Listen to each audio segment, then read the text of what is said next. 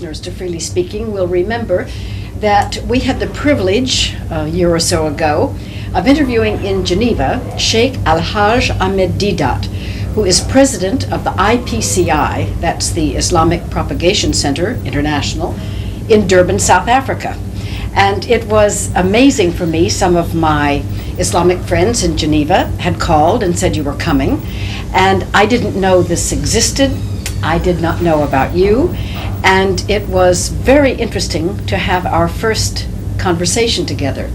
So since time has passed, and I am now in Durban myself, I would like to bring our audience into your center and hear you speak from your heart about your center, Islam in general, and then we'll expand out. You are most welcome. You are most welcome.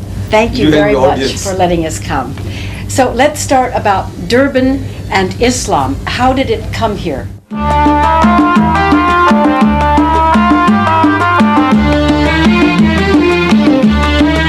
Muslims that touched the shores of South Africa were Muslims who were brought here by the Dutch. You see, when the Dutch people conquered Indonesia, those Muslims were fighting for their freedom. They were captured as prisoners of war, and they were shipped to the Cape of Good Hope and sold to the white man as slaves. Then when the British conquered Malaysia, those Malays, Muslims, were fighting for their freedom. They were also captured as prisoners of war, and they were also shipped to the Cape of Good Hope for the white man, and sold to the white man as slaves. For 300 years, those early Muslims, first Muslims, have touched these shores, and they have been under pressure from the Christians to Christianize them. But after 300 years of hammering, that group of people, they have become one of the most militant Muslim communities in the world. That hammering, instead of softening them, had hardened them as steel.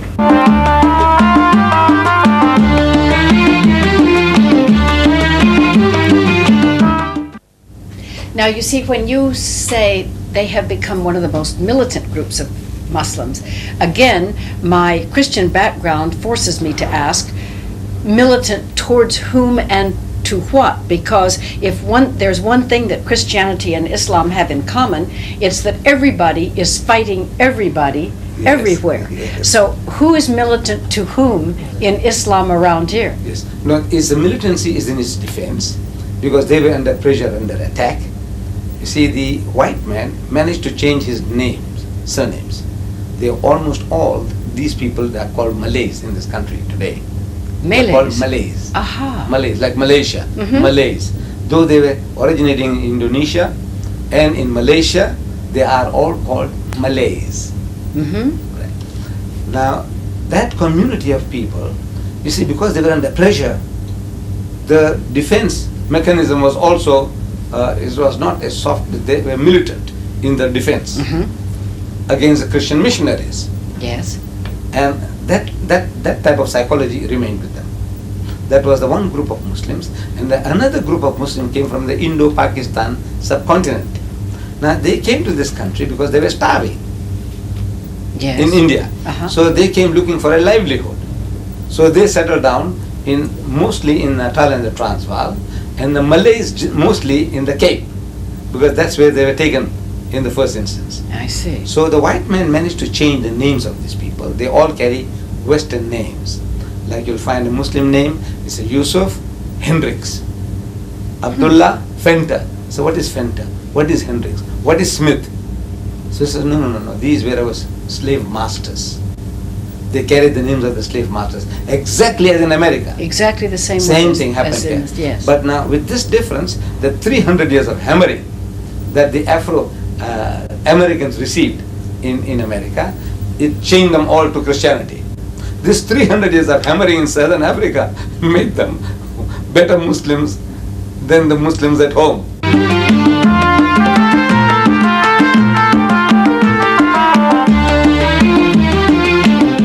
All right, then let me ask you a hard question right away, and that is, if 300 years of Christians hammering at the Muslims, right, didn't change them, right, why would you think that 300 years now of Muslims hammering at Christians would change them? In No, other words, no. because the Islamic Propagation Center is Right, that right. not to spread Islam Correct. to the It is, world. it is. To the world. Including Muslims, Christians. Jews, Christians, and to all. You expect Christians to resist for 300 years? No, no. You see, No? if the right approach is there, you see, there is an approach. The approach of the Christian missionaries and the Christians then was Yeah. a harsh approach. Like what they did to the American Negroes. In America, same type of treatment was given to the Muslims here. But now one gave in because they had no, somehow, they didn't have that type of background, religious background, to resist conversion. These people had. Who the Malays, Mhm. they had something, basic knowledge about religion, which kept them together. Now, in our approach today, you see, we are using a technique of speaking to a people, the Jews and the Christians, according to their own background and experience. The methods that were used by the Christian missionaries was, in the past, attacking Islam, attacking the Holy Prophet Muhammad, attacking the Qur'an, and that didn't gather honey. But we are not attacking Jesus or the Christian people. What we are saying is we have an approach where we are calling the people, says, come, let us reason together. And in that, we say, we want to show you from your own background and experience that it was about time that you look for a person who would give you a solution to all your problems. Because we say that Jesus Christ, before he parted, he told his disciples, he said, I have yet many things to say unto you, but ye cannot bear them now. Meaning you haven't got the capacity. He had the knowledge. He had the solution to our problems for eternity. Who Jesus Christ is the mighty, as a man of God, as a mighty messenger of God, as a Messiah, he had answers to all your problems. But the people to whom he was addressing, they were incapable of receiving that message. So he says, howbeit, when he, the Spirit of truth is come, he will guide you into all truth.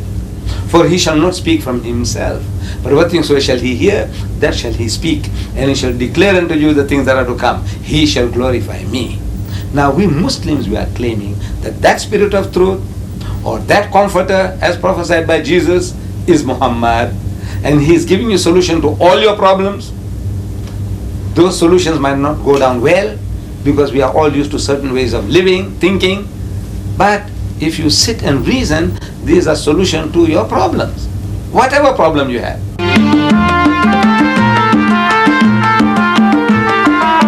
Example, in South Africa, the biggest problem we have is race. And throughout the world, the biggest problem of mankind is racism. And Islam not only speaks about the fatherhood of God and the brotherhood of man, it gives you a solution to your problem, how to solve it. It lays out a system. Whereas everybody else talks. Fatherhood of God, there is but one Lord, he created us all, and we are all his children. That is talk. But how to create that brotherhood? In Islam, we have a system. Now the system is, you see, 5 times a day, the Muslim is made to come together. Yes. In what is called salat, prayer. So when they gather together in the mosque, they use the same taps for ablution, they use the same towels for wiping the faces, and they stand shoulder to shoulder, no gaps left between the rich and the poor, the black and the white, or whatever. They all must stand shoulder to shoulder. Because the Holy Prophet Muhammad has said that when you stand up for prayer, you must not leave gaps for the devil to get in between you and your brother. Now the devil he was talking about was not the guy we see in the art gallery in Durban. If you go to the museum complex, you see there in the art gallery beautiful paintings by great artists. Among them there is one huge painting of a beautiful woman with wings. And she's got a wand in her hand. That magic wand, W-A-N-D. A wand. A wand. Wand in her hand. As if, and she's directing the devil. In the picture, you can see she's directing the devil to go to hell, and you can see hell in the distance. And you see this devil with horns, with sharp ears, and a tail with a barbed hook, with a ruddy complexion, fiery himself, and he's flying off also towards hell. Right. Now that devil, if anybody saw, will run for dear life. We flee for our life. So Muhammad wasn't talking about that. He was talking about you yourself, we ourselves. You know, our racial pride, our arrogance, our riches. I am white, he is black. and I'm rich, he's poor. That devil must not be allowed to come in between you and your brother. So 5 times a day, the Muslims gather together, stand shoulder to shoulder. Then in a bigger circle, on Fridays, more people gather from different districts. And on occasion of 2 of our festivals, what we call Eid, one after the fasting season, and another one after 2 months and 10 days after that, another big feast. There when we gather together in an open field, again people, wider group comes along together. Then once a year in Mecca, the whole Muslim community from all over the world, the blonde-haired and blue-eyed Turk, and the darkest cold Ethiopian Muslim, and the Chinese Muslim, and from Muslims from all over the world, they gather in the same pilgrim's garb, which creates a type of brotherhood and unity. There is a system, not only talking, but the system is laid out, which no other religious group of people have. They all talk, but there's no system of bringing people together. But still, if I may say, and we're engaged in an academic exercise, right. But Christianity, Judaism, Islam, right. Hinduism, right. These are systems, one way or the other, perhaps not as elaborate as Islam, right. But they are systems of people coming together to worship what is one God, with the exception of Hinduism. Right. Perhaps they have more. And yet, when you quoted the Bible, you said, and yet he who comes after me... when he, the Spirit of Truth, the Spirit of Truth. Okay. If you translate what Christians call the Holy Spirit right. into the same thing that this is known as, in other words, a little bit towards the mystical idea, right. Then in the mystical idea of what he who comes after me, if each one of us can practice our formal parts of the religion, but be inspired by that invisible and nameless, absolutely, there's no way one can explain, or the experience of having experienced the living presence of the Holy Spirit, does that not go beyond your practice and my practice and the practice of our neighbor? And doesn't that unite us in an invisible world toward this thing that you call Allah and I call God? You see, it sounds very nice, beautiful. But mankind, he needs simple, straightforward directives. For example, now you are a good-hearted person. You in your heart and mind might have no racial prejudice whatsoever. You can cultivate that. But the billions of the world, no matter how much you talk about love thy neighbor as thyself, you see, the person is simultaneously being programmed that neighbor must be one like yourself, belonging to your church. See, the wordings are identical. You say, love thy neighbor as thyself. Beautiful. Who is your neighbor? So the Afrikaner is trained. What actually happens is this. He said, no, as long as that other one is also an Afrikaner and belonging to my church. He's not a Jehovah's Witness. He's not the Seventh-day Adventist. He's not a Roman Catholic. See? So though he utters the words all right, but in his mind he has made up, he said, look, the African is not my neighbor. That's how it was for 300 years. I don't know now what will happen, but this is the programming. So what we need is simple directives. What does this Supreme Being, this Holy Spirit, tell you in clear-cut language about races? How did the races come about? Who is better than the other? Is it white or black? Or brown? The color, the mixture, what? Who is the best? So there is not another system which gives an answer like the Islamic system gives you. It says in the Holy Qur'an, it says, Ya ayyuhan nas, say, O mankind, Inna khalaqnakum min dhakarin wa untha. So most certainly it is we who have created you all of a male and a female, common origin. Yes. وَجَعَلْنَاكُمْ شُعُوبًا وَقَبَائِلًا. And it is we who have made you into nations and tribes. Who God Almighty is talking. What for? He says, لِتَعَارَفُوا, that you may recognize one another. This Mr. John is an Englishman. That other Mr. John is an Afrikaner. This Mr. John is a Frenchman. This John is an Indian. These are convenient labels for recognizing people, says this holy book, the book of Islam. But we have a tendency to create our own false standards of judging. Despite all this, so look, we come from Father Adam, we are all his children. That is what we all say. Like especially the Jews, the Christians and the Muslims. But in their hearts and minds, the man says, I'm a Jew, we are the chosen people. The rest of the world is goyim, Gentiles, unclean. Right? The Christian also, he says, look, yes, we believe in the fatherhood of God and the brotherhood of man, but for 300 years, you ask the Afrikaner, he doesn't consider the African as his equal, even belonging to his church. The Indian belonging to his church is still not equal. And the Roman Catholic Church, which claiming to be the most universal, Catholic, most universal. I have been living here in Durban on the same street as the cathedral, just around the corner here. And on that street as a young man I used to watch the Corpus Christi procession every year. Yes. Corpus Christi, the body of Christ. And used to come out from the cathedral, walk through Cathedral Road, I lived in, number 40, Cathedral Road. And year in and year out, I watched. They had some, like a canopy-like thing, and the priests under the canopy, and they were marching. Yes. I can't remember the more details than that. Then I used to see the whites, men, women, and children, and behind them, the coloreds, men, women, and children. Behind them, the Indians, men, women, and children, and behind them, the Africans, men, women, and children. Invariable arrangement, no change. Year in and year out. The white man first, then comes the colored, that's a mixture between black and white. Then comes the Indian, then comes the African. And everybody knows his place. How did it happen? You are being programmed. Okay, this is how it ought to be.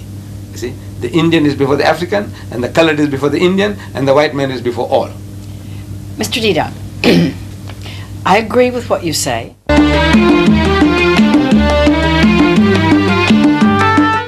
In Islam, all men are brothers and everybody is equal. I'm going to accept that totally at face value.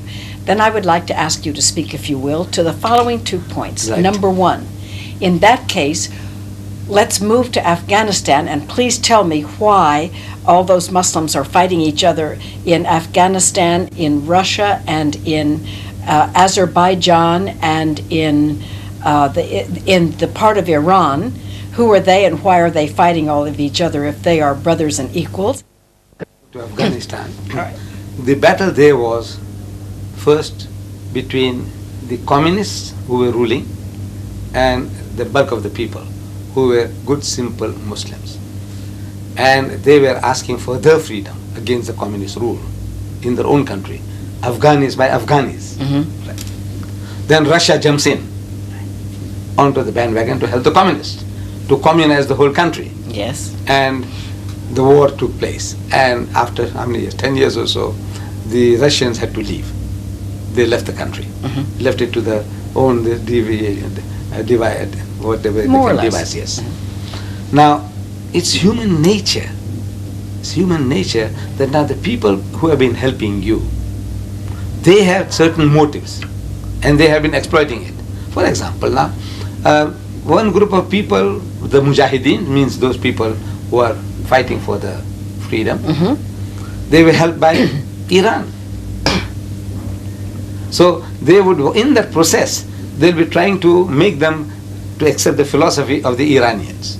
That's one faction of the That's one Mujahideen, faction. yes. Another faction, they say the Saudis are helping them. They'll want to make them to think as they are thinking. Another section is held by Pakistanis. The Pakistanis want, says, look, when everything is over, we want you to become one with us.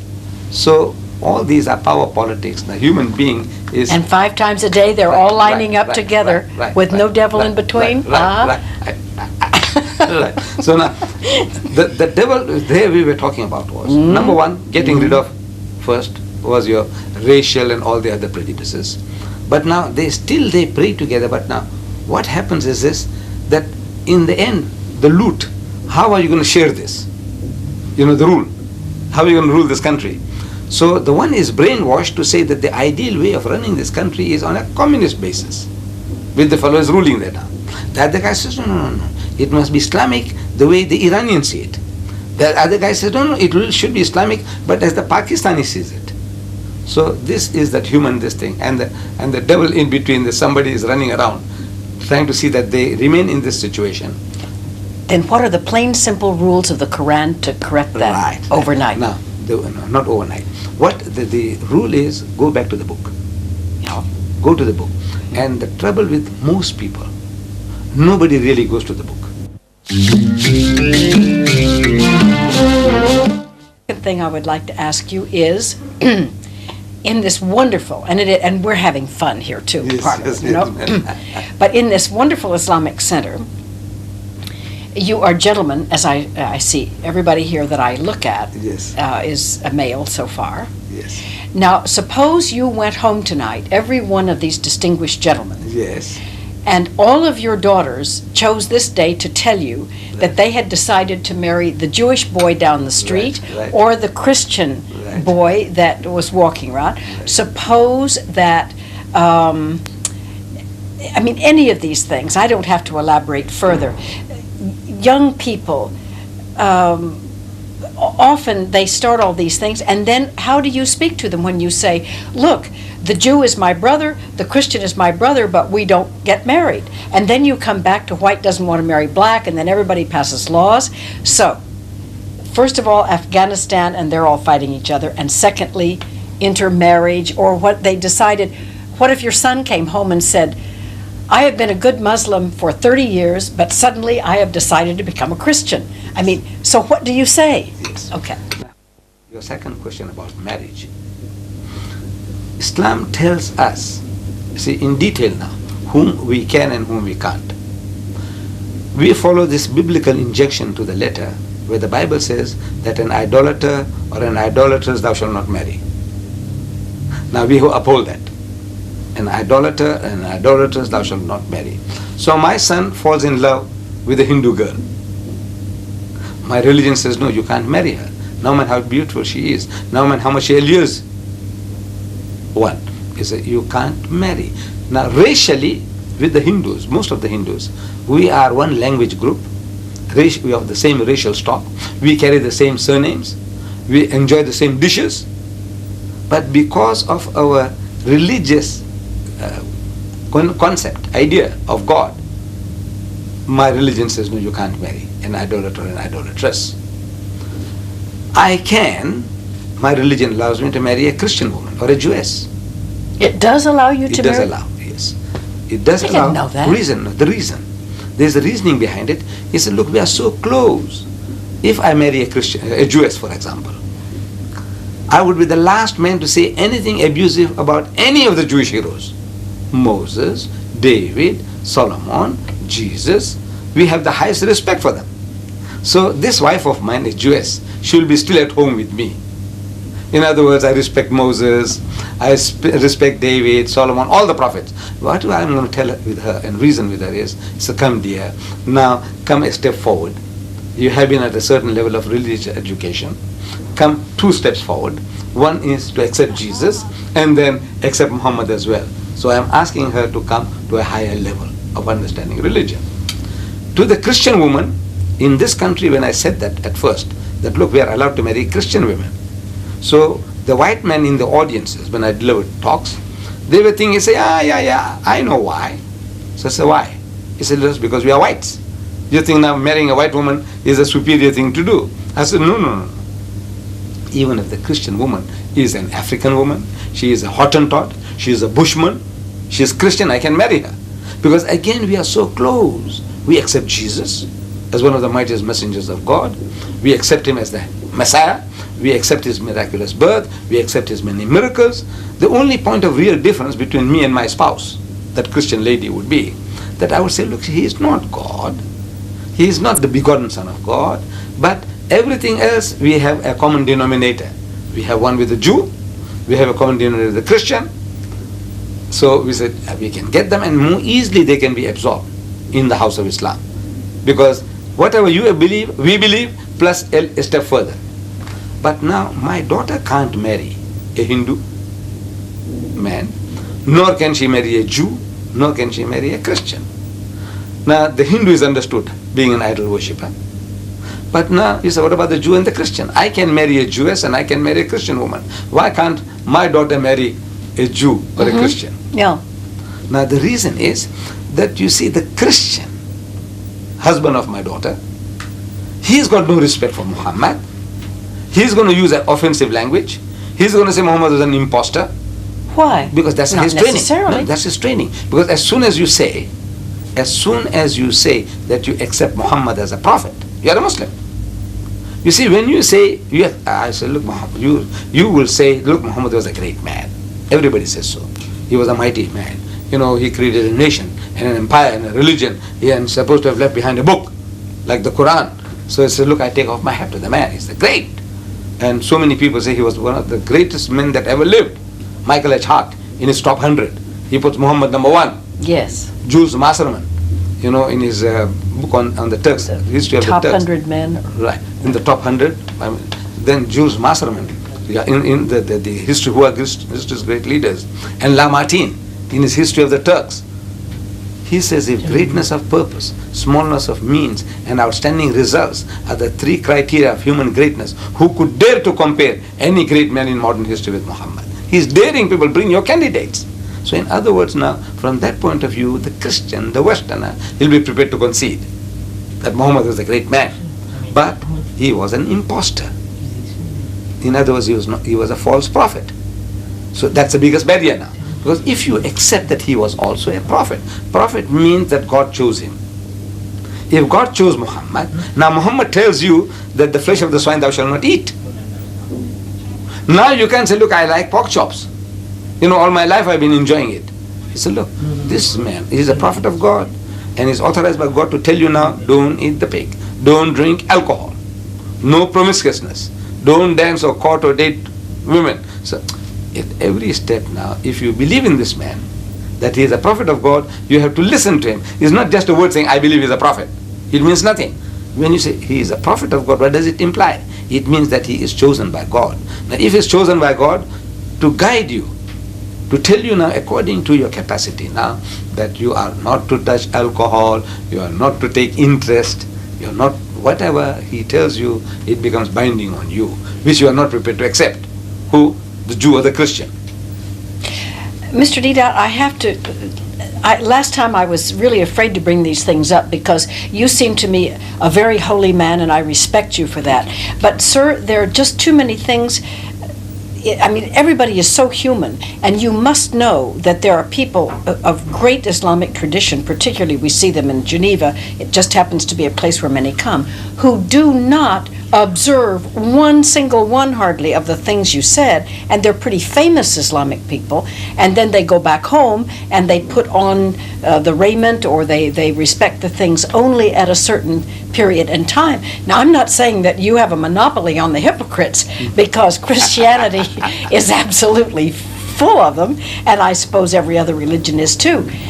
But you know what God says and does and what prophets say and do is so far from the least of these thy brethren that sometimes it really seems hopeless, including for the Muslims, if you excuse me for saying so. No, I would say that, look, no community in his right mind can claim to be perfect. We all have our black sheep. Whether you are a Jew or a Christian, yes, Hindu or Muslim, we all have our shortcomings. But this American, he wrote a book, The Messenger. In that book he says that there are more professing Christians in the world than professing Muslims. Professing. But, he says, he continues, but there are more practicing Muslims in the world than practicing Christians. And if you had come here this morning, say before 12, around 1 o'clock I could have taken you to the mosque. And of course today, and it would have been out, because today was Friday, and on Fridays there's no place even for us in the mosque. This mosque next door to us here, it holds 4,000 people on Fridays. But any ordinary day, any weekday, if you come there, you find that there are more than 1,000 people in the middle of the day. More than 1,000 people in the middle of the day, in the middle of the week, which you will not find in the Catholic cathedral on Sunday. So what is it? How does it work? So as far as the practice of religion is concerned, we have our hypocrites, we have our black sheep. But on a percentage basis, there's not another community, religious community on earth, another community which is as responsive to the religious injection as the Muslim, with all our shortcomings. Whatever you described in Geneva, we can also describe anywhere else, in London or New York or anywhere. Yes. I accept. But says, I mean, we are not perfect examples of our religion. But as a people as a whole, now when you judge a system according to the whole. That in South Africa we are boasting, and nobody has contradicted me, that in South Africa we have the lowest alcoholic consumption in the country. I'm quite we sure. have the lowest gambling rate in the country. We have the lowest divorce rate in the country. We have the lowest prison rate in the country. And we have the lowest suicide rate in the country and the highest charity rate in the country. And nobody has been able to contradict me. So in other words, what does it? Everything else is the same. What does it in this environment? No, it's the teaching. Because the Muslim is being programmed 5 times a day, so to say. When he goes for prayer, he's being programmed. So he's the least racist. I can't say he's free from racism. We are pure angels. But he is the least racist. He is alcohol. He is the lowest. In everything else he is the lowest. And in charity rate is the highest. What does it? It's the programming. Because there is a system. Islam gives you a system. That bringing people together, that doesn't eliminate, all our sicknesses. Because it's a type of programming that you're going to receive. And it's only the superficial contact with religion which is creating this. Superficial. But now in the Christian community, the Seventh-day Adventists and the Mormon community are used in, they have the same attention to no alcohol and to very healthy eating and to the proper diet and all the rest of the things, and they practice more, and they're used in medical experiments. People go to test hearts and what have you because they know that they are far more faithful practicers of religious interdictions than members of other communities, and that is it's obviously a tremendous plus. But coming back, we have, I think that the smallness of the community that does that, because the community is so small. Yes. Sects, so they can keep together, keep on inspiring one another, brainwashing one another. But as soon as the thing gets big, like you say, the Roman Catholic Church, it gets unwieldy. The Anglican Church gets unwieldy. It's the numbers now counts. The bigger the number, the less cohesive the community will be. True, but you are how many hundred years later? You haven't 600 years after. 600 years after. So perhaps it could be projected or suggested that in Islam you've got 600 more years to go before even Islam will start to be. It could be the same as these other religions, which get a little bit watered down. Which brings me back, if I may, to 2 points. We have 12 minutes to go. Yes, ma'am. I'd like for you to finish about you said the daughters could not marry outside, but the sons could. Not to all, except to Jews and Christians. Yeah, okay. The good women among them. And so then I would like to know about the children. If you married a Muslim lady if you marry a Christian, how does Muhammad teach about the children of those marriages? And then after that, I would like to know about what the religion says about converting, about becoming missionaries for Islam as the Christians have become missionaries. If you could speak to those 2 points, please. You see, with regards to the marriage, you want to know what happens? What does Muhammad teach about the children of these? Now, in the house of Islam, the children are automatically the fathers. They follow the father's religion. So, in other words, now it's understood at the back of the mind that if I even marry a Jewess, I'm going to try and convert her, and every Muslim in the family, everybody is interested. Say, why? What's wrong? Why aren't you becoming a Muslim? As I married a Christian, everybody, if I'm a young man, my father, my brother, my mother, everybody is, and the neighbors, everybody is, keep on, eating the life out of the person. Why? What's wrong? What's wrong, Mary? Why aren't you becoming a Muslim? What does that? So, that is the attitude of the Muslim was to bring them in and convert them. The children automatically, they will be following the Muslim religion. In the house of Islam, it was never expected that we will be in a state of minority anywhere at any time. The attitude should be that the religion as preached by God through Muhammad would prevail. So in other words, now automatically we'll all become Muslim. So as such, we'll be all following the same rules and regulations. That is the idea. But now, in Western society, it is not so. So there is a danger. I marry a Christian lady, and I have a few children. But in case a marriage breaks up, marriage can break up between a Pakistani and a Pakistani, a Saudi and a Saudi, and there will be more reasons why it should break up between a person from another culture and another religion. There are more chances of the marriage breaking up. Yes, that's absolutely. So if that happens now, according to the Western law, the woman takes the children with her. So I lost her. Motherhood, you see. So my children are gone. So my Fatimas and my Khadijas and my Muhammads are going to church. Because now suppose now you with that lady and you go back, where do you go to? To your aunties and your grannies. And your aunties and grannies are going to church.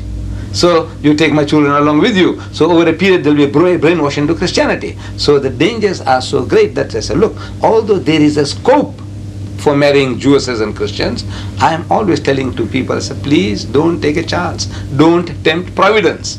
You see, you're playing with fire. You know, this is going to come as a big surprise to you, but the Christians are saying the same thing to their children. Right? No, they have a right. And so the Jews. Right. No, it's true. Yeah. Where is an act of, I say, look, self-preservation. You make a law, the Roman Catholic makes a law. I am not opposed to that. What I am saying is that, look, Islam is the religion that is destined to be the final religion of mankind. Reason. You see, it's the latest and it caters for all your problems. That's what I said at the beginning. Like, for example, you are an American, aren't you? You are an American. Now, I just come from America. Yes. In November I was there. And I came across certain statistics that there are in America today 7.8 million more women than men. If more women than men. If every man in America got married, there will still be 7.8 million women will be sitting on the shelf, waiting for husbands, which they'll never get. Start with.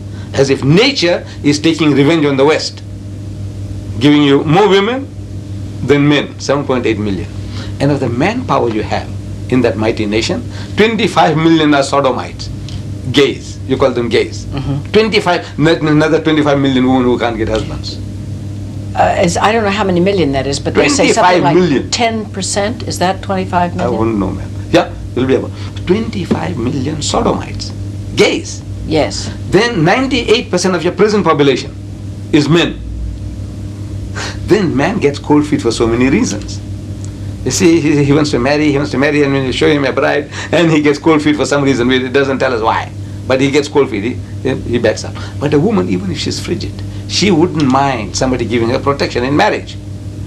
You know, for marriage of convenience maybe. You know, look, it says feed me, clothe me, house me. It's all right. I give in to the man, you know, for his pleasures, but she's prepared to marry, even a frigid woman.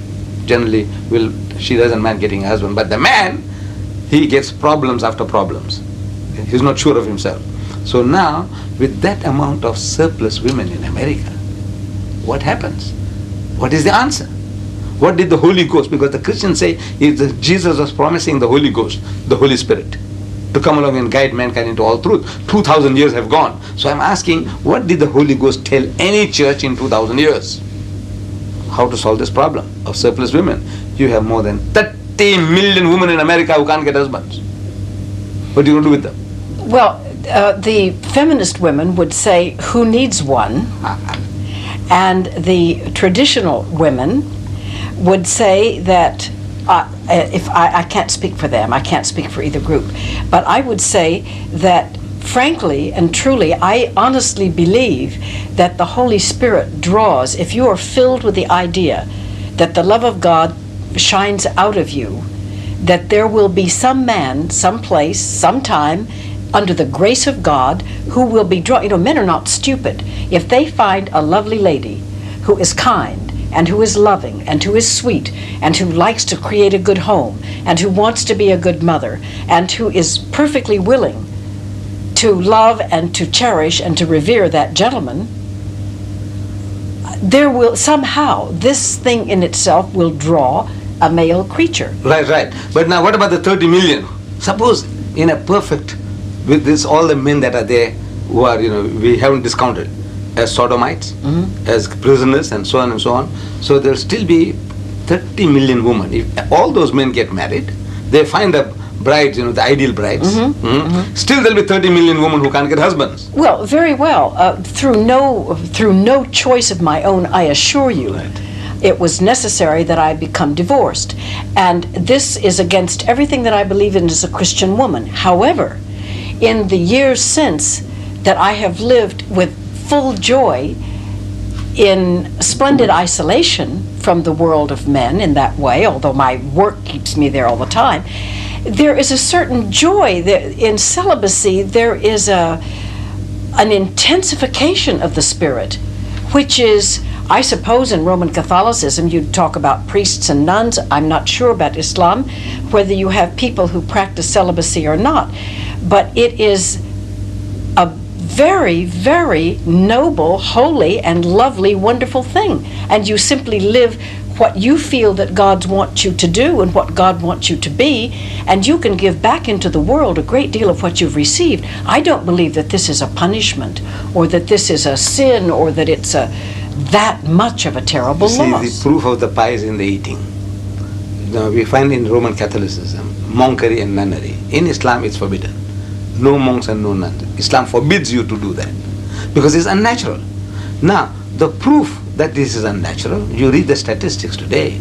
How many percent of the priesthood are gays?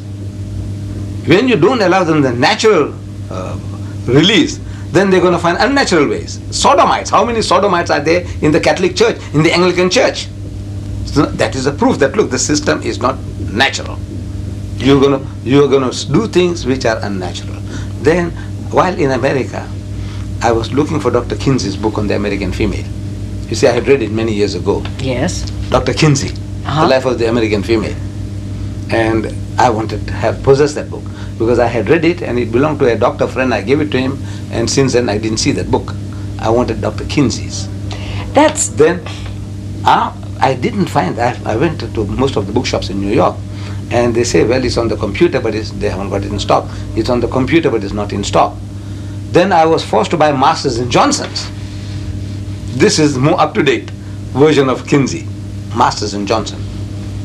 And what I read there, the American life, which is the same as the British life, of sexology, or the German or the French, they're all the same. Might be a 1 or 2% difference between one and the other, but generally whatever is happening in America, whatever their norms will be the norms of the Western nations in Europe.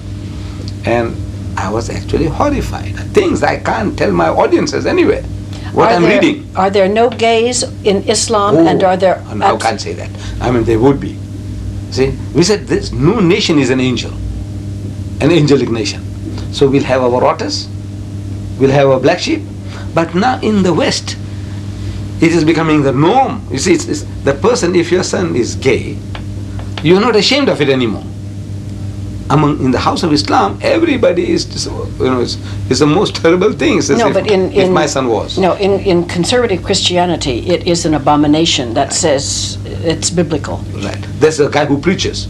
You see, but now the guy who's practicing it, like our friend Swagat, and all the tele-evangelists. Look, they were just caught out lately, one by one, a whole lot of them. Yes, sir. They were all leading unnatural lives. All! Reverend Gorman, Jim Becker, Jerry Falwell.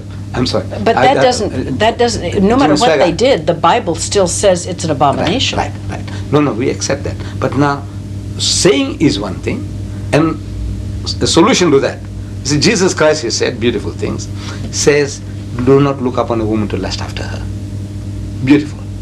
Don't look to lust. What about beauty contest? What about long leg contests? We have in South Africa beach bum contests. Yeah, I know. So now, I said, look, the Christian, he hears the sermon on Sunday. Even the priest, he's sermonizing you about thou shalt not look upon a woman to lust. And yet, in the evening, he's prepared to dance with the wives of his congregation.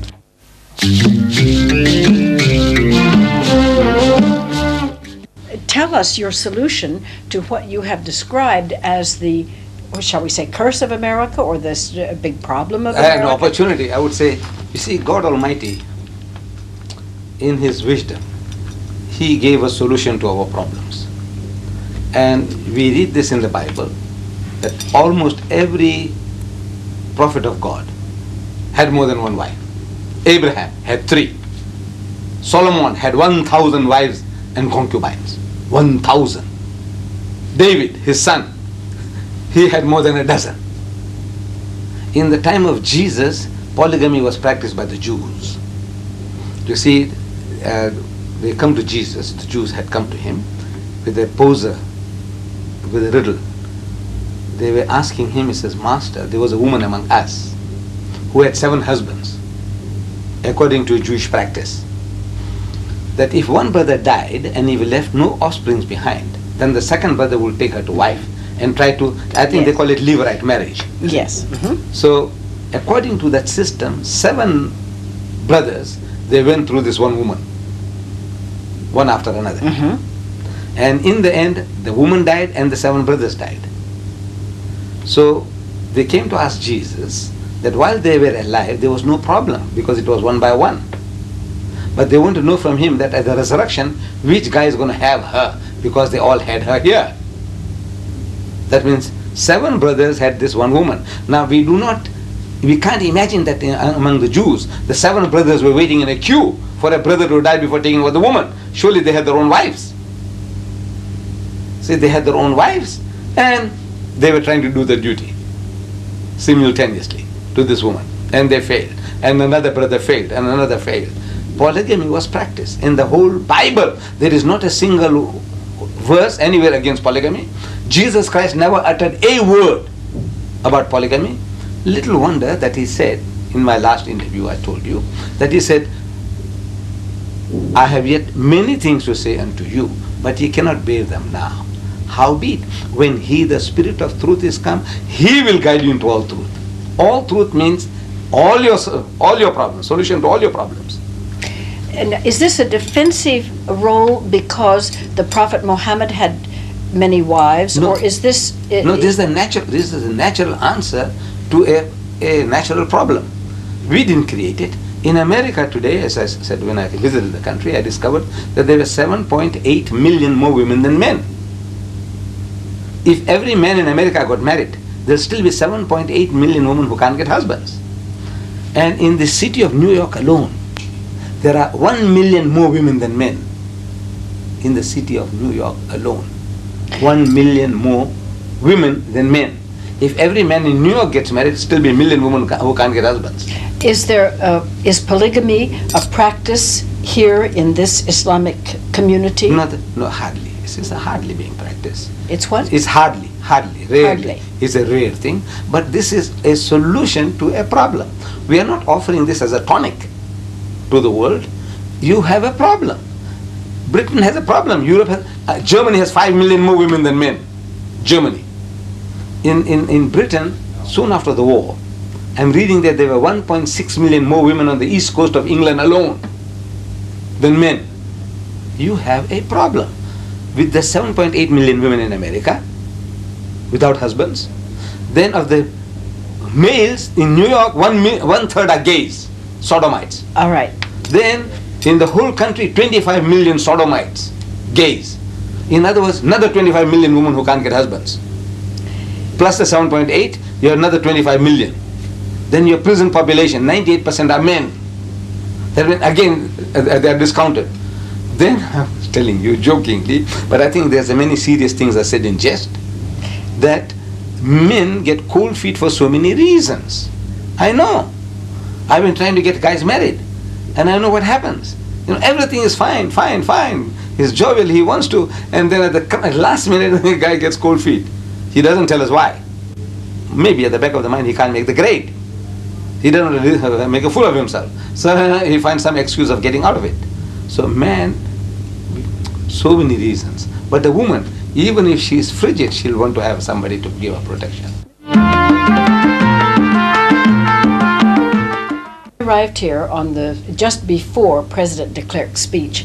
I immediately read all of the newspapers and listened to the radio, the TV, and what have you.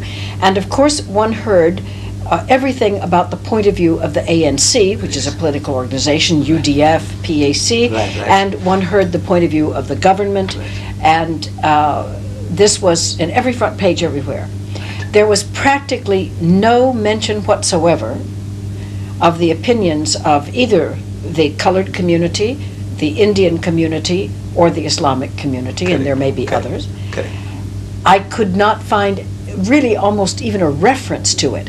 So, my first question on this subject: where is the Islamic community in politics in South Africa today? You see, as numerically, the Muslim counts for nothing. The Muslims count for nothing. for nothing. Oh, is that so? How many? Because we are less than 2% of the total South African population. Oh, I less see. than, and then this 2%, less than 2%, is divided in South Africa according to the apartheid laws. We are divided into two major groups. One group is called Indian Muslim, and the other is called colored Muslim. You see, they have divided the Muslims again into two sections. That less than 2% is further divided by the laws of the country into two other groups. One is called colored. They call them Malays. They are coloreds. They go as coloreds in this country according to the South African laws. And the other, because most of us originate in India, Pakistan, we go as Indians. So now as Indians, we are shunted together with the other Indians, see, who happen to be 80% of the population, Indian population. So the Indian is a minority, and in that minority the Indian Muslim is 1/5. It's a minority of a minority in South Africa. So numerically we don't count anything among So why mention you? That's one of the main reasons. Then the Malay, he's counted as a colored. So among the colored community is also a minority. Colored is a minority. It's a bigger minority than the Indian. There are almost about 3 million coloreds, mixed between black and white. Among them, the Malay is also counted as a colored, but he's called Malay. But Malay means he's a colored, he's a Malay Muslim with a colored identity. When you just say colored alone, it means a Christian colored. I see. And the Malay is a Malay colored. You know, for racially he's a colored, he carries a colored identity card, but religiously he's a Muslim, so they call him Malay, and the other Muslims here we call us Indians. So as such now, the Malay will have to start voting according to that colored group, whatever their votings are, you know, so they have this party and Conservative Party and Nationalist Party, so they start voting for them. And among the Indians they have the Solidarity Party and all the NP, whatever they call them, they vote for that. So in other words, there is no other way that we can make our presence felt. But the Muslim, we believe that we have solution to the problems of South Africa. Which way? You see, when there's an identical situation that is prevailing in South Africa at the moment, where there is a huge black power and there is a huge white power, and they are in confrontation. They both are playing a game. I hope that, you know, something good comes out of this. There's some sincerity on both sides and there is peace. Because if they both start going warring, then the rest of the community, we small people, will all get smashed in this battle of the giants. But now the solution is, an identical situation prevailed in Medina when Muhammad went to Medina from Mecca, you know, when he had to make his flight. When he reached Medina, in Medina there were two tribes, Aus and Khajraj. These are the names, Aus and Khajraj. And they were also warring. Like here, the black upon black. The black man killing black man because, you know, you belong to a different political party. The killing is going on continuously. Similar thing prevailed among the Arabs. One tribe killing the members of the other tribe over little things. Until Muhammad set his sacred feet in Medina and he offered them the book, the Qur'an. This is God's revelation to you. This is the rope of God. This is the rope of rescue. You hold this and be saved. So the Aus accepted Islam and the Khajraj accepted Islam. They held on to this rope and peace prevailed. So Islam has a solution to the problems of black and white, because this is only, there's a tug of war is going on. What can we get more? The white man wants to get the maximum from the black man, and the black man wants to get the maximum from the white man. It's natural. But now to do justice, we said, you see, both the people, they need Islam, the African and the Afrikaner, because Islam is the only religion which tells us, it said, look, we are all human beings from the same Father, and a common form of worship that we get together. In the house of Islam, when you go even now, that you'll find that the African Muslim, the Malay Muslim, which is a colored, the Indian Muslim, and an occasional white Muslim, they're all praying together. But that does not happen in the churches. It's the Dutch Reformed Church. They have a Dutch Reformed Church for the whites, separate. For the Dutch Reformed Church for the colored, separate. Dutch Reformed Church for the Indian, separate. Dutch Reformed Church for the African, separate. They are all divided, though you have carried the same label. Same thing happens with the Catholic Church. The Masudu Church is different from the Zulu Catholic Church, and is different from the colored Catholic Church. And this is the general practice. Linguistically, they are all separated. So still you feel that you are different from the other fellow.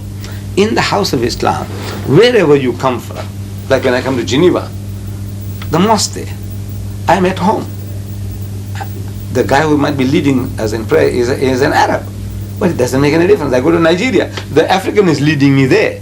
And in Tanzania, there's an African imam. It doesn't matter, because the form of worship that I'm used to is the same.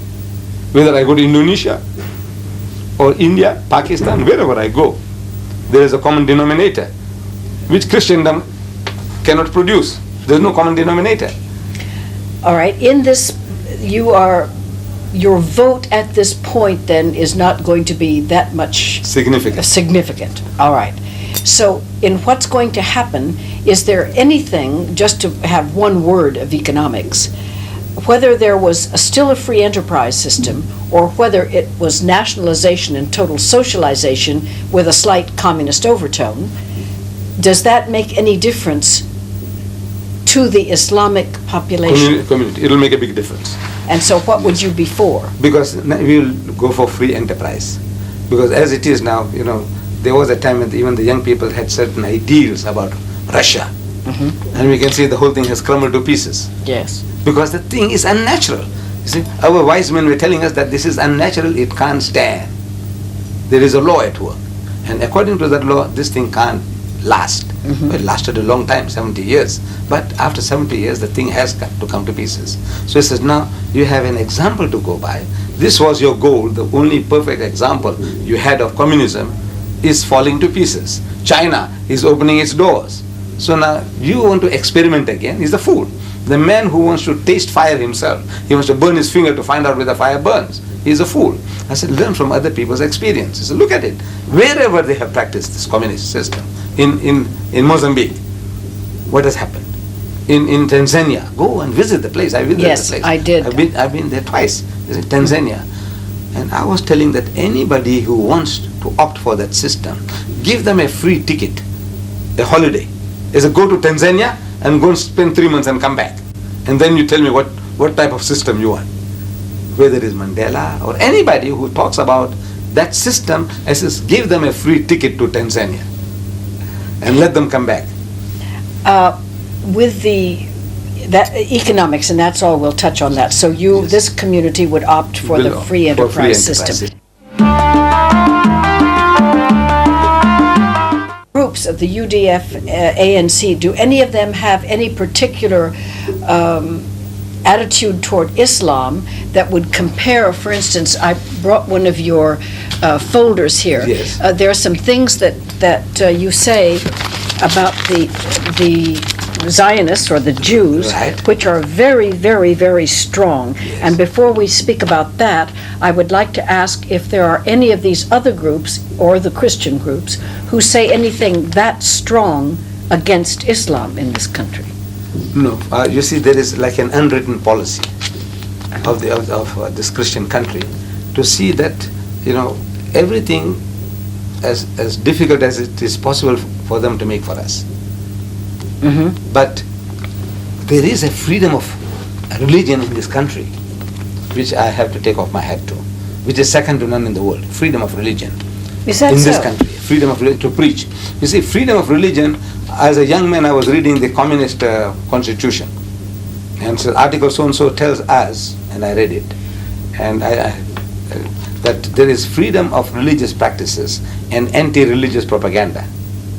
I'm quoting. Mm-hmm. Freedom of religious practices and anti-religious propaganda. So I thought, well, look, we both have a fair chance.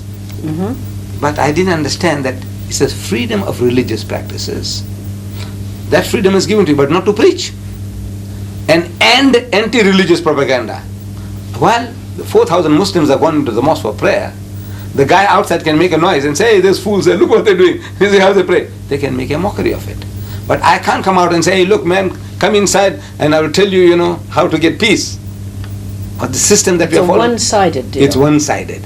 But in South Africa, when they say there's freedom of religion, they do really give it to us. In other words, I go to the City Hall of Cape Town, which I did go to, and I organize a lecture there, Christianity, communism or Islam, which has the answers to the problems of South Africa. And this City Hall of Cape Town is a stone's throw from Parliament House in Cape Town. And I delivered a lecture to a packed audience there. Christianity, communism or Islam.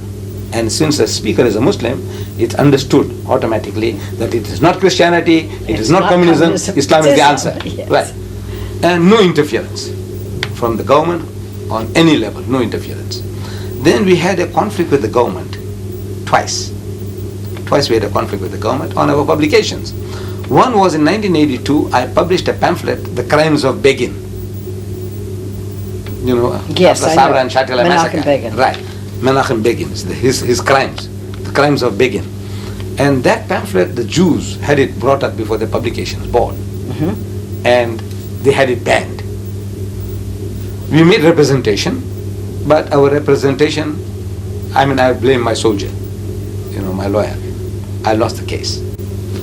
Then the government, the Christians now this time, they took up another of my publication called Crucifixion or Crucifixion. It sounds the same, like a riddle, it's not. Crucifixion, the first is F-I-X-I-O-N, fiction, to fix a man on the cross and kill. And the other fiction is F-I-C-T-I-O-N, fiction means a fairy tale. Is it a fiction to fix and kill, or is it a fiction, a fairy tale? That's the title of my book. And some missionaries, they brought it to the attention of the director of publication. The director of publication read it, and he directed his board in Pretoria. He is in Cape Town, he directs his board in Pretoria, he said, ban the book. The board goes through the book, and they say, look, this is not very pleasant. We don't like this book. It's a very important book undermining our foundation of our faith, which is the crucifixion. Death and resurrection of Christ is the foundation, and this book undermines that. It's a very dangerous book. But it does not infringe any law, so we can't ban it. So the director of publication went on appeal against his own board. This is something unique. To me, it's a unique thing. In any country in the world, the director say, ban, the thing is banned. You can go and fight it out afterwards. But the director goes on appeal against his own board. In that case, he's going to hire an advocate to represent him against the board, to convince them that the book should be banned. So for the first time, the board informs us that, look, this is what has transpired so far. If you want to defend your book, you come along and defend it yourself. We will not play the devil's advocate on your behalf. So we went and defended our book, and we won the case against the government. So to me, there is that freedom. If you can play the game according to the rules of the game, there is nothing for you to worry about. Now, this is a very good entrance, what you have just described, that you held the crucifixion up and you made your case, which I believe when I read something about that, that Jesus appeared, you believe, as dressed as the gardener, when it said that the ladies thought he was the gardener. It's because he was not, and it goes on like that. You have said that in the name of freedom of speech, even though that was an abomination unto Christians, they allowed you and you won your case. May I move now to Rushdie and the fact that he has printed something which I assume, I have never read it and I don't intend to, is equally as, quotes, insulting to the Islamic religion as that would be to the Christian. And yet he is under penalty of death. And you are not under penalty of death. No, for having said this.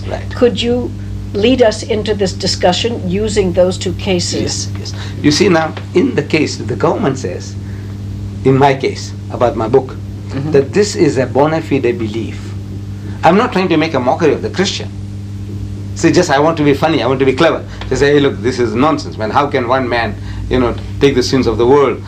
This is taking you. The Christianity is taking 1,000 million people for a ride on a cross. Yeah, I believe it. Right, no, right. But now that I'm making a mockery. There's a law in the country, you are not to sneer at somebody else's religion. What I was telling was a bona fide belief, because my book says, وَمَا قَتَلُوهُ وَمَا صَلَبُوهُ, which means they didn't kill him and they didn't crucify him. My book says that.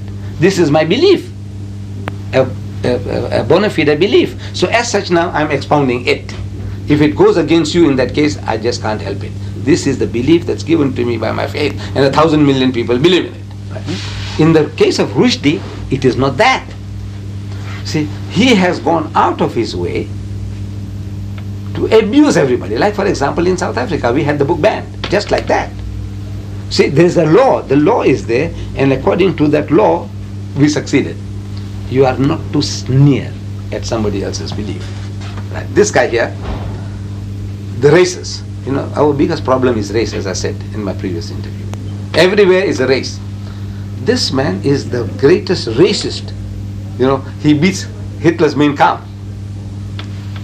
We show to the director, look what this guy says. He says, nigger, eat white man shit. Is it right, sir? The guy says, no. This is rank racism. He's a racist himself, but this is rank racism. Then he says, black shit is bad. He calls them niggers, he calls them coons, he calls them what and what not. Right? So they said, no, ban the book. Ban the book. This is not right. Then he's used certain type of language. One word. Which we don't have to use. No. For one word, Lady Chatterley's lover was banned in this country for 20 years. That word he uses 55 to 57 times in his book, forgetting that he's besmirching the characters of the Islamic faith, our spiritual mothers, the wives of the Prophet himself, then the Prophet Abraham and the companions of the Prophet, the thing that he calls them, which makes anybody's blood boil, especially the Muslim. But besides that, what he has done to everybody, the white man, the white woman, the Jews, he has not spared anybody. But the problem with the people outside, in the Western countries, nobody brought this to the attention of the people there. We only cried about ourselves. We said, look, he saw my mother. Who? It's Aisha Siddiqa, wife of the Prophet. So where is she? No, she can swim. He said, no, she's dead. So how long? 1400 years. So does it hurt her? The guy's making a mockery of it. See, it's a mockery now. Does it hurt her? Now you're making a mockery of it. But now if I turn the tables, it would be different. I said, sir, I told the people in Britain, I went around on a lecture tour. I'm telling them, I says, what he says about Mrs. Margaret Thatcher? So what does he say? So I said, he calls her torture. Full stop. One word sentence, torture. Then he says, Maggie the bitch. Maggie the bitch, 3-word sentence. Maggie the bitch. I said, is it right? I said, you people should have gone to Mrs. Thatcher and says, Ma, with an open book, the satanic verses, says, Ma, look, this fellow is calling you a bitch. Is it right, Ma? But maybe you can take it. You are great. You are the Iron Lady. 2 years nothing. But what about the feelings of your dear son, Mark?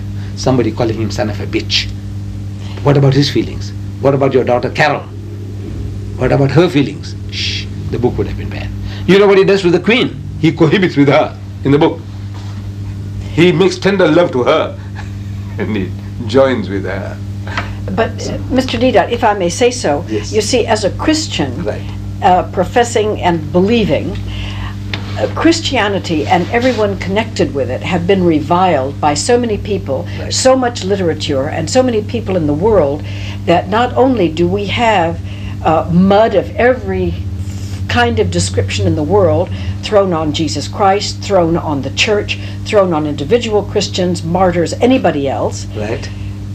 It sheds off your back like water because you expect it of anyone for any reason that they choose. And the second thing is, as Christians, we are then called upon, no matter how vile the treatment, to the Christian religion or to the Christian himself to arrive at the point where we can express total forgiveness for that person, because if there is a God who says, "Judge not lest ye be judged," even though we all do it every day 25 times, right. we are called upon to rise above this and even to pray for that man, that God in his own wisdom and infinite way through the grace of the Holy Spirit will touch that man, whether he's Islam or whether it's Judaism or what, that person who is reviling, first of all, his reviling against us isn't going to hurt him, but when that guy gets in front of God Almighty, at least in the Christian religion, he is in far bigger trouble than anything we can do on earth. And even if we killed this man, and now I'm coming to to the sentence of death, even if we killed this man, in a sense, in a pure Christian sense, we are interfering with the law of God, because God himself, in his infinite wisdom, will judge him. Even if Rushdie had done that, and if the book never got published, if he had written it in a closed room and no one had ever read it, God himself would still be the judge of Mr. Rushdie. So having said that, you appreciate what I mean when I say, as a Christian, it's very hard to get so worked up about it, no matter how awful it is, when we've been experiencing that for 2,000 years. You see, what you and so have the Jews. Islam has said terrible things about the Jews. They've said it in your literature, that they are absolutely, some of the things are what they're doing now at the moment, the way they're behaving, so worse than the Nazis. Well, but some of the things you say about them are things the Nazis said about the Jews. If it is true, you see, if it is true that they are doing the things worse than what the Nazis did, then if it's hurting the guy, me speaking the truth, is it true that if the guy who doesn't pay taxes in Palestine, in Gaza and the West Bank, that person is thrown out of the house, they confiscate his property, and they bulldoze the house? Is there any country in the world that does that? If you don't pay the tax, they catch you and take you to jail. Yes, out here they bulldoze shacks in townships, and people have been for not kicked paying out taxes. of their home. Listen, there are laws in the United States, if you don't pay your tax. No, condemnation, or they condemn property and so on. That is a different thing. Then you compensate them. You say, look, this building we need. We want to demolish this, so we want to make a highway. Yeah, I'm not defending that. For public, this thing is, look, here is a compensation for that. But this is the person who doesn't pay the tax. You kick his wife and children out. You take his fridges away. You just can't imagine. You break people's bones. I got films. All right, I agree with that. All of that is terrible. Now, when I tell you, I said, you are doing something worse than what the Nazis did to you. You should be the last people to behave like that, because you went through hell. I sympathize with you. And now you are doing the same thing and worse than the Nazis. So now, if it hurts you, I say it's just too bad. But now, am I speaking the facts or lies? I give you proof from your own writers. Okay, but what about Islamic people, and I would bring in Christians if I could, who have done terrorist acts and innocent people. Culpable. If you catch the terrorist, according to the rules of your country, you have every right to do what you like. If you say, look, there's no death penalty in Israel. There's no death penalty. Death penalty. Right. Okay. No, it's not my fault. That's your law. But to me now, if that guy killed innocent children, if I catch him, I'll hang him. You see, but you say, no, there's no death penalty. So what, you put him in life prison? I say, well, that's your business. That is your law. But that is not the law as given by God. The law of God says life for life. But now we're coming back to Rushdie. But that's Jewish law too, and that's Jewish law, right. So now, if you don't want to follow your law, that's your business. I can't force you to follow your law. But now we also have a law that for certain blasphemies against God and His messengers, the punishment is death by crucifixion, or by hanging, or by chopping off the hands and feet from opposite ends. Very cruel. But now, treason, to us this is treason against the Ummah. Ummah means the community, the religious community. You have a law, treason against the state, for which, you had the Nuremberg trial. You had Lord Haw, that Britisher who was broadcasting from Berlin. Yes. You had him killed.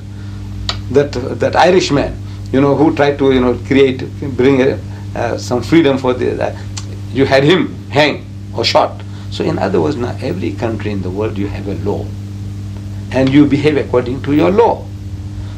Now in the case of this devil here, he's broken all the laws, but now I'm not crying about that. What I'm telling is that the way to approach the white man, the Westerner, is to show him where it hurts him. Because I'm told, like you said just now, that the people are insensitive. Look, you can swear Christ and you can do this and do that and get away with it. Not get away with it, but no. Right. But now there is a law of blasphemy in England. Mrs. Mary Whitehouse, she took the Gay magazine to court for using certain blasphemies against Jesus, and she won the case. But now there's nothing to protect the Muslim feelings. It's only England has got only something to protect the Anglican Christian, not us. There are more Muslims in Britain than Methodists. But our feelings are not considered at all, as if we are human beings. So now I said, that is no sense in me crying about that. But you people, the Westerner, is also sensitive, where it hurts him.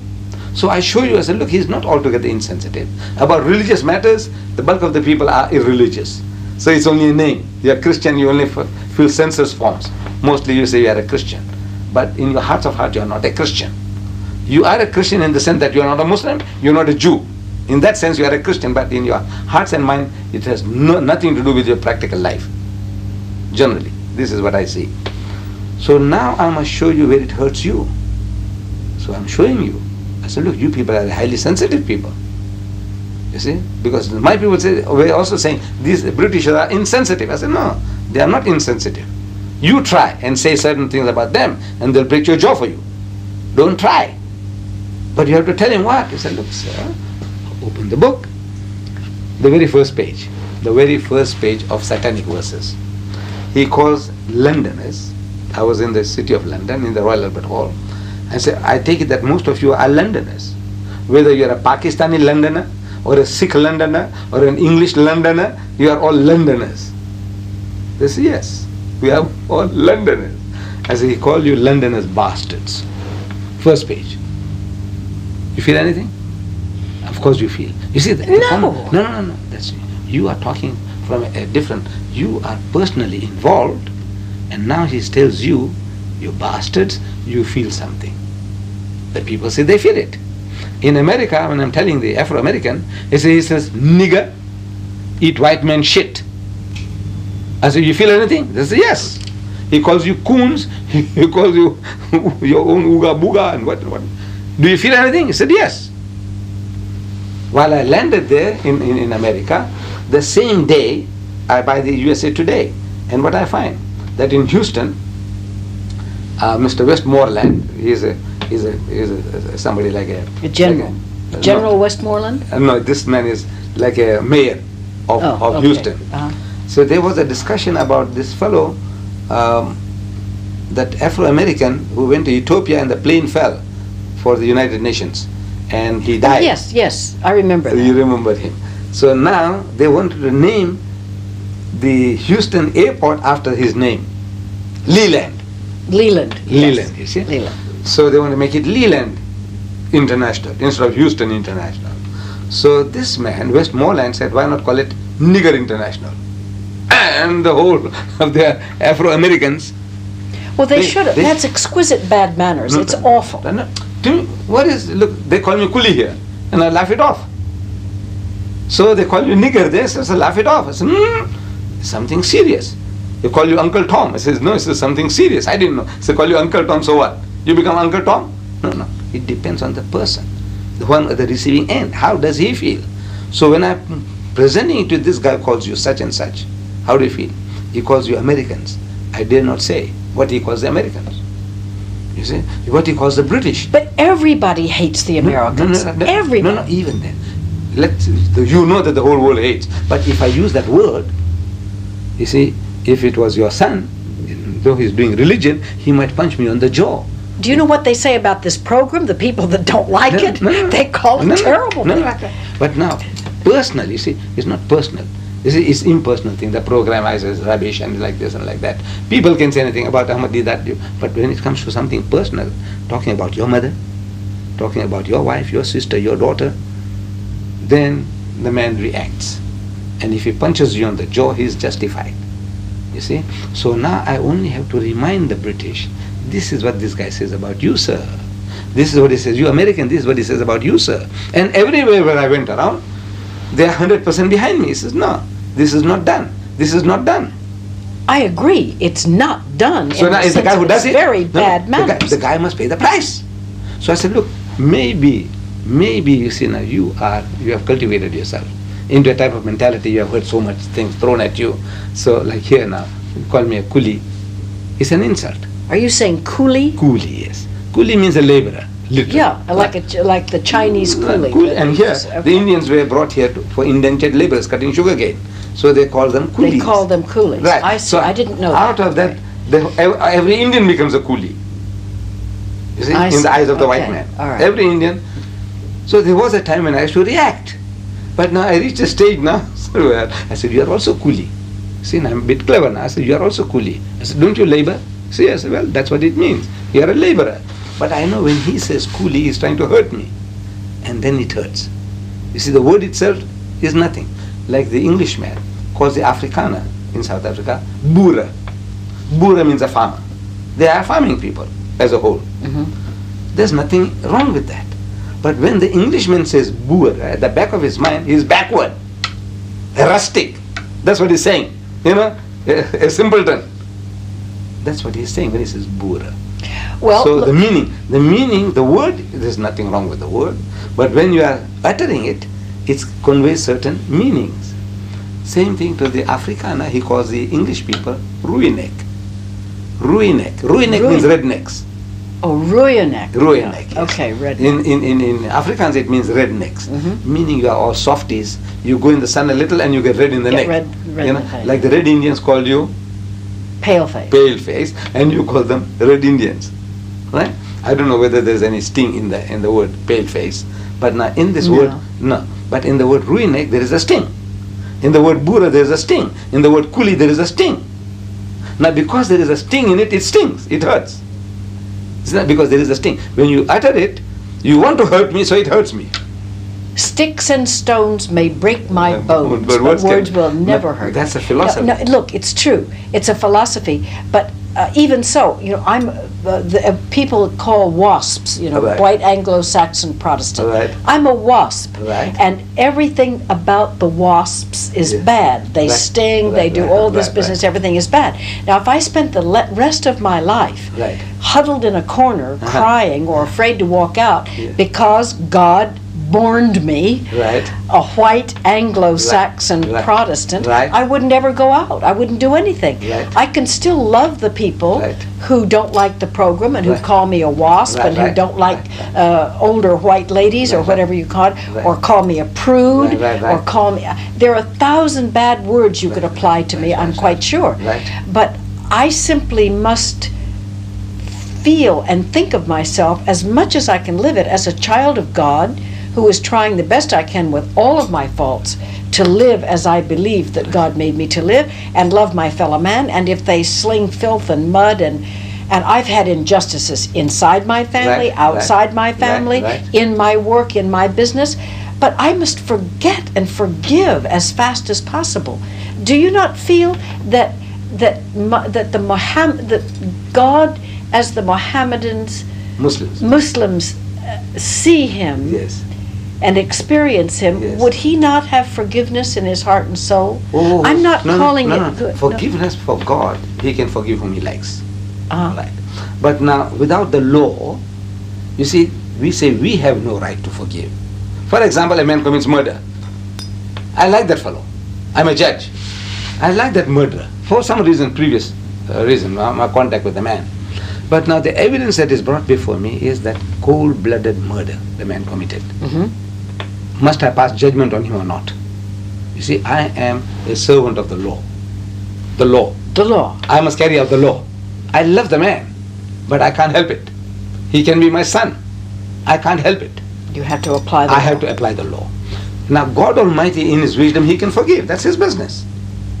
He can reward him 1,000,000-fold on the other side. He said, look, I think you were a bit harshly treated, my son. You know, you deserve heavens and houris and gardens flowing with milk and honey. That's his business. But no. The man commits treason if the law of the land says he should be shot. It's not for me to say, look, this guy built so many hospitals and he's been running orphanages. Did he commit that act of treason or not? You see, what is the law? The law says shoot him. So now I carry out the law.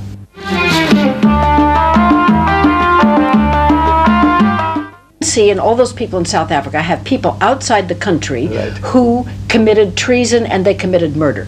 The Afrikaners or the white South Africans have a hit squad of some kind that Right. and those men committed murder. Right. Now, would you, under the laws of Islam, would they all be put to death? Or would one side be forgiven and the other side not be forgiven, or would they all be amnesty? I think, you see, because to me, if I look at it, that this was a war. Undeclared war between the two. Yes. So as such, to me, this was war, and now we have come to the war has come to a halt. We says forget about the past and let's reconstruct the country on a new principle of forgive and forget.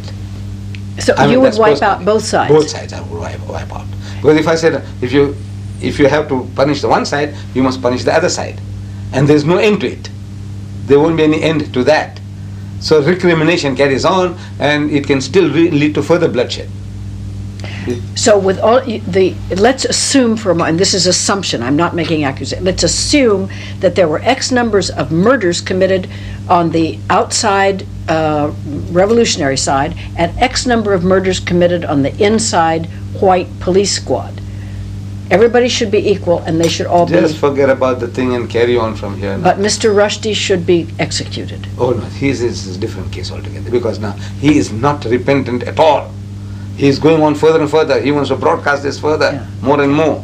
This is greed of gain. You see, 40 people have already paid with their lives. 40 Muslims have died. So many women have been widowed, so many children orphaned because of his pen, poison pen. How? I didn't know that. How did they? In India, in Pakistan, you didn't hear about the protests, marches, and they were shot down because now they are marching onto the British embassy or they're marching onto the American embassy. So the government now is forced to say stop it, and the guys are worked up. They want to go and march and lay the protest, so they're shot by their own governments, but 40 people have given their lives for this one man's mischief. Okay, but look at all the hundreds of people that gave their lives on both sides for the ANC, and I'm just using that as an example, it could be the others too, and the white hit squads. Women and children in supermarkets 40 Muslims have died. Yeah. Rushdie, he is in safety, he's enjoying having a jolly good time with his millions, and he is unrepentant. He said, look, he has done something that is right. So he said, look, this guy, he is more dangerous to me than Hitler's armies. We have been visiting today with Sheikh Al-Haj Ahmed Deedat, President of the Islamic Propagation Center International in Durban, South Africa, on the 16th day of February 1990. Thank you. I'm sure we could go on for another hour or two with all of the things that we have. But thank you, Mr. Deedat, for the time you have given us today. God bless. Good night.